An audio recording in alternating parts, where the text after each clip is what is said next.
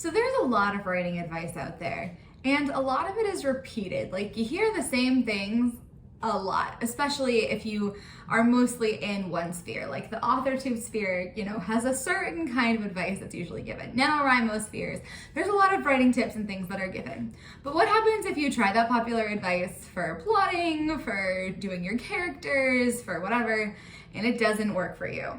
Well, that's the premise of the blog post that I publish with NaNoWriMo. So NaNoWriMo has a blog on Tumblr, and back in September they sent out a call for ideas. There was a Google form, and if they liked your idea, they sent you an email and said, hey, will you write this? There was a deadline. It was very exciting. And it got published on the Tumblr blog. So when I was brainstorming this, which is basically alternatives to popular writing advice, I actually came up with like 12 different things to talk about.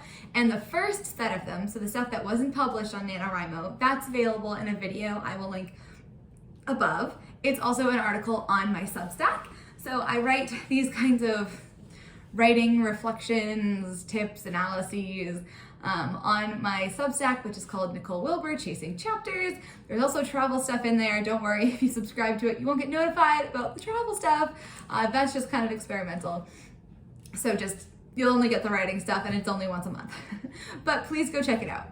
So anyways, this is the 4 that I gave to NaNoWriMo, and I thought I would read them and chat a little bit about them. So here we go. 4 alternatives to popular writing advice. Some writing advice is passed off as something every writer has to do, but the truth is these tips might not work for everybody. Nano participant Nicole Wilbur, that's me, offers alternatives to popular writing advice.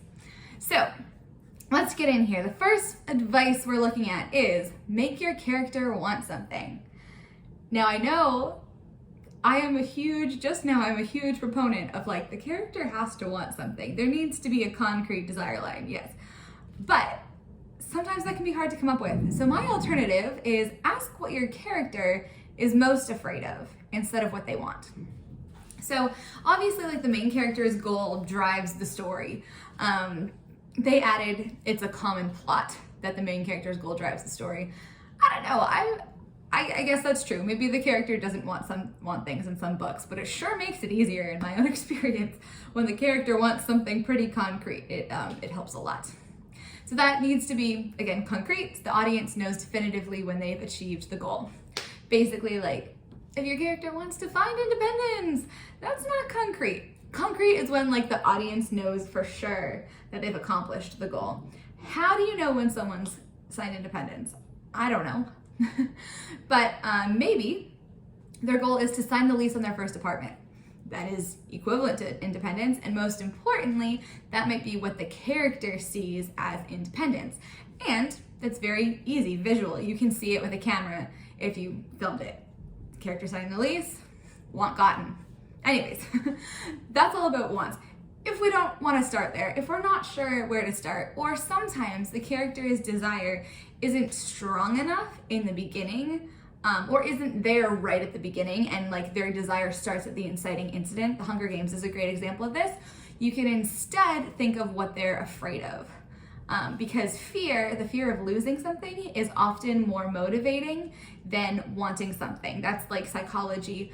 That's why a lot of the marketing materials that you see are like, you're missing out, or like, you're gonna lose this opportunity to get a 30% discount if you don't buy it today. It's just our psychology being like animals, is we don't wanna lose our stuff.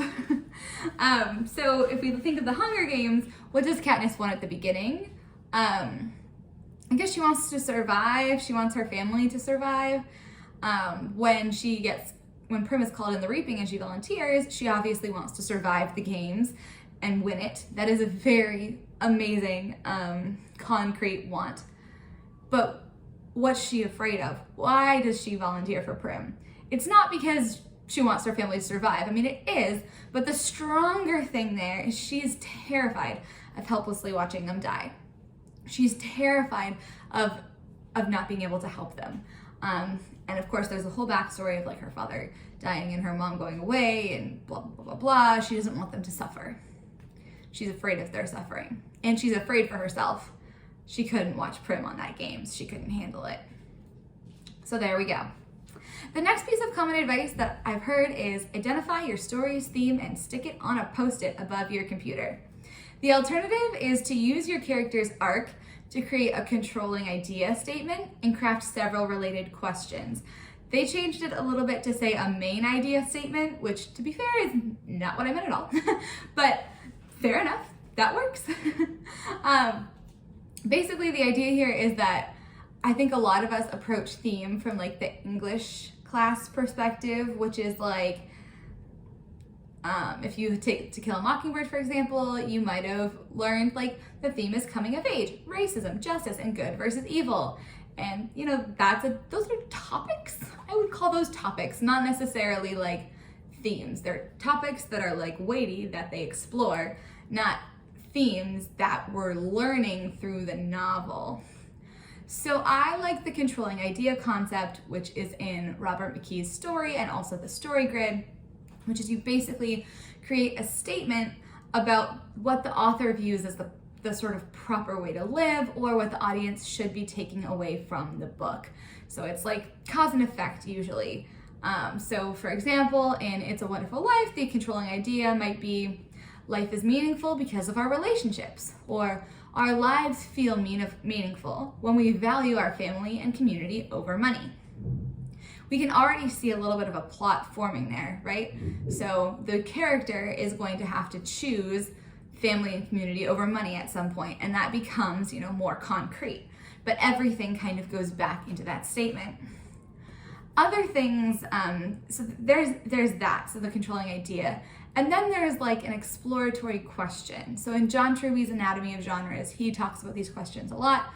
I think they're really helpful and really useful. I have a couple of questions in the back of my head that I'm sort of exploring in my own book, and that's what I use. I use the question to come up with like the character's values, maybe where some of the conflicts are, different value systems and views clashing. You know, that's where you can take the different approaches. So the controlling idea is kind of what wins. It's what the character learns. The exploratory question is like what's almost challenging it. What other approaches are there? So for example, in It's a Wonderful Life, the question might be, how can a single person influence the future of an entire community? Or I think John Truby in Anatomy of Story said, what would a community be like if one man in it had never lived? Or like, how important is one person to a community? Interesting questions, fun to write. The next one, and I actually did talk about this in the other video, but shortened it, so we're gonna do it real quick, which is the common advice of like listing your character's traits or doing a character profile. My alternative is to use 2 to 3 broad brushstrokes that define the character. So instead of being like, my character is smart, daring, sneaky, kind, greedy, I just try to think of three things that are often unexpected and conflicting, and have limits. So something like a character who is rule-following, people-pleasing, and ambitious. You can get into fun when you think, what happens when our ambitious rule follower must break the law to get what she wants, or to fulfill that ambition? Fun, conflict, yay! And then the fourth piece of common advice in this blog is create a killer plot twist, and the alternative is create an information plot. So obviously readers love an unexpected plot twist, whether the main character is killed, an ally turns out to be a bad guy, whatever. But I've gotten so intimidated when I was first writing, when everyone's like, and here's my plot twist. I'm like, I don't know what my plot twist is. How do I create a plot twist? How do I create a plot twist that doesn't feel, feel constructed, that feels organic? So instead of thinking of plot twists, I like to think of the information plot archetype. And I did get this from the lecture that I reference all the time, that is my most popular video on YouTube, about Brandon Sanderson's plot archetype, his outlining style. He came up with the term information plot, or maybe he got it from someone, not me, but I love it.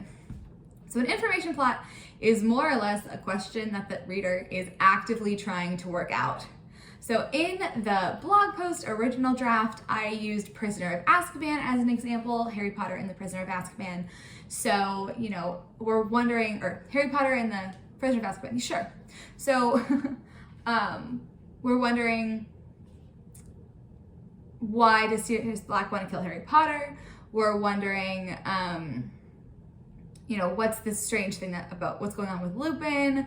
We're wondering, how is Hermione getting to her classes all year? Like, what's up with her? And then we get these surprises all along the way. So we're wondering why Sirius wants to kill Harry Potter. Turns out he doesn't. Spoiler, sorry. We're wondering how Hermione is getting to her classes all year. That's an information plot. There's clues, whatever. It's revealed to us, and it ends up being a very important part of the story. In the blog post, we end up talking about Sarah Dessen. So my example was her book, Just Listen, where we wonder, at least at the beginning, some of these questions are answered really early on, some towards the middle, some further towards the end. So one example is we're wondering, you know, what happened between Annabelle and her ex-best friend? Why is this girl being so mean to her? Why is Annabelle's sister acting weird? And like, who is Owen? Really? Those all have to do with backstory. So the Sarah Dessen example is backstory. The Harry Potter is like backstory, but also weird things going on that are kind of unexplained. And then another example is like the Charlie's Angel or thriller franchises where we don't know who the antagonist is and we're trying to figure it out.